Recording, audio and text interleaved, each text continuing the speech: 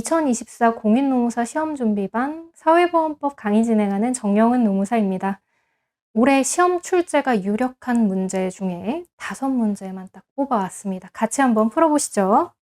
1번 문제, 사회보장기본법령상 사회보장 수급권에 관한 설명으로 옳지 않은 것은 동그라미 1번, 사회보장 수급권은 다른 사람에게 양도, 담보 제공, 압류할 수 없다. 맞죠? 권리는 양도, 담보 제공, 압류할 수 없도록 하고 있습니다. 그래서 줄여서 양, 압, 담, X 이렇게 해가지고 외우시라고 말씀드렸죠. 동그라미 2번, 사회보장 수급권은 서면으로 통지하여 포기할 수 있습니다. 내 권리 내가 포기할 수 있어요. 동그라미 3번, 근데 사회보장 수급권의 포기가 다른 사람한테 피해를 주는 경우 포기할 수 없도록 하고 있습니다. 동그라미 4번, 사회보장 수급권은 관계법령이 정하고 있는 경우에는 제한, 정지할 수 있는데 필요 최소한의 범위에 그치도록 하고 있어요. 기본적인 문제들이고 반복적으로 나오는 부분들이어서 이 부분은 꼭 체크해 보시면 좋을 것 같습니다. 2번 문제의 두 번째 문제, 고용보험법상 피보험 자격 취득 또는 상실에 관한 설명으로 옳은 것은 동그라미 1번, 고용보험 및 산업재해 보상보험의 보험료 징수 등에 관한 법률에 따른 보험관계 성립일 전에 고용된 근로자의 경우에는 성립한 날에 취득합니다. 취득 상실일에 대해서는 반드시 외우셔야 돼요. 반복적으로 나오는 문제예요. 동그라미 2번, 근로자인 피보험자가 이직한 경우 이직한 다음 날에 상실하고요. 사망한 경우 사망한 다음 날에 상실합니다.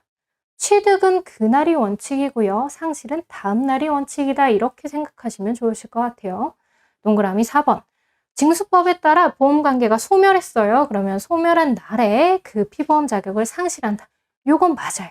네, 4번이 정답인데 왜 그러냐 하면 이 소멸한 날이 언제냐 하면 폐업한 다음 날이거든요. 그래서 폐업한 날까지는 다 피보험 자격이 유지되고 그 다음 날 상실하는 거다라고 보시면 돼요. 소멸한 날 안에 다음 날이 내포되어 있는 거죠, 여러분. 동그라미 4번이 정답. 동그라미 5번, 피보험자 또는 피보험자의 어떤 사람은 언제든지 직업안전기관회장 아닙니다, 여러분. 노동부 장관에게 피보험 자격의 취득 또는 상실에 관한 확인 청구할 수 있습니다. 그래서 어떤 사람이 무엇을 하는지 이런 포인트들을 집어가지고 잘 맞게 문제가 되어 있는지, 지문이 되어 있는지 체크해 보셔야 합니다. 세 번째 문제, 구직급여의 소정급여 일수에 관한 문제입니다, 여러분. 구직급여의 소정급여 일수 관련된 문제가 나오면 표를 그려가지고 푸시는 게 좋습니다. 표를 한번 그려보죠. 나만 알아볼 수 있게 그리시면 되겠죠. 시험 볼 때에는 50세 미만. 저는 간략하게 그릴 때 이렇게 그리거든요. 이상 그리고 장애인 같이 들어가 있죠. 그리고 1년 미만부터 들어가죠. 네. 1년에서 3년, 3년에서 5년, 5년에서 10년, 그리고 10년 이상. 이렇게 구분되고 120일부터 그리시면 돼요. 30일씩 늘어나게 되어 있고요. 그 다음에 이렇게 내리시면 됩니다. 문제 풀어보죠. 만 30세인 갑, 만 30세죠? 구직급여, 실업급여, 구직급여 수급자격 인정받았다. 9년인 갑이 받을 수 있는 여기에 들어가죠. 210일. 정답은 3번. 이렇게 푸시면 돼요. 네, 머릿속에 나는 이 표를 그릴 수 있다라고 하시면 안 그리셔도 되는데 이렇게 하나만 물어보는 게 아니라 여러 가지 물어보는 경우에는 반드시 그려서 푸시는 게 맞겠죠. 다음 문제는 산업재해보상보험법 용어의 정의에 관한 내용으로 옳지 않은 것은 한번 골라보죠, 여러분.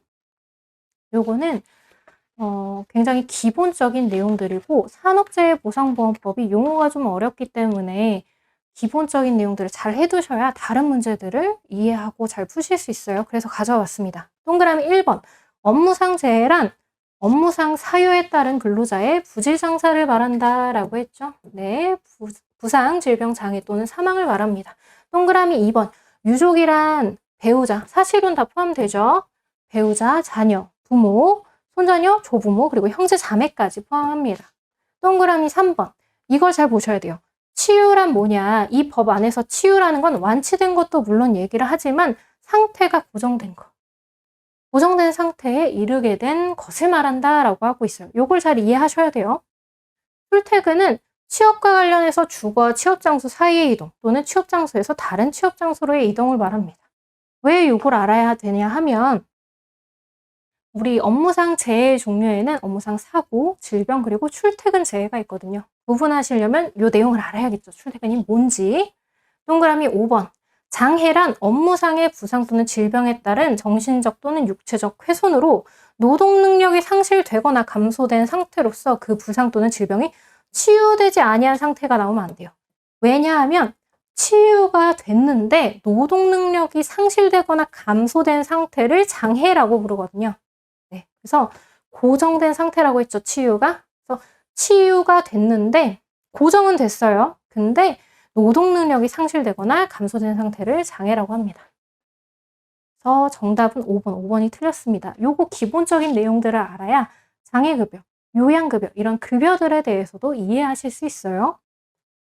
마지막 문제는 징수법 관한 내용입니다. 법률상 근로복지공단의 업무가 아닌 것은 한번 같이 골라보죠. 동그라미 1번. 월별 보험료의 산정. 네, 맞아요. 산정은 근로복지공단에서 합니다. 근데 납입고지 같은 경우에는 건강보험공단에서 해요. 그래서 아래 해설 보시면 노동부 장관으로부터 위탁받아가지고 건강보험공단이 수행하는 업무가 있는데 고지하는 거, 수납하는 거, 그리고 체납관리하는 것까지 합니다. 위에 더 보시면 계산 확정보험료 같은 경우에는 근로복지공단에서 하고요. 그리고 이게 산재가 발생했는데 그 발생한 기간에 대해서 보험료를 납부를 게을리하거나 뭐 납부를 안 했거나 하는 경우에 사업주로부터 징수금을 받거든요. 요것도 근로복지공단에서 해요. 그리고 고용보험료의 지원금 징수 같은 경우에도 근로복지공단에서 하는데 월별 보험료 같은 경우에는 우리 건강보험공단에서 하고요. 요거 두 문자를 제가 따드렸었어요. 외우기 쉽게. 그래서 채를 먹고 건강해졌다라고 외우시면 좋겠다라고 설명을 드렸죠. 나만의 두 문자를 만들어서 더 쉽게 외워보셔도 좋을 것 같고 이렇게 두 문자 따드렸었습니다. 5문제 준비한 건 여기까지고요. 여러분 올해 시험 잘 보시고요. 합격하시길 기원하겠습니다. 감사합니다.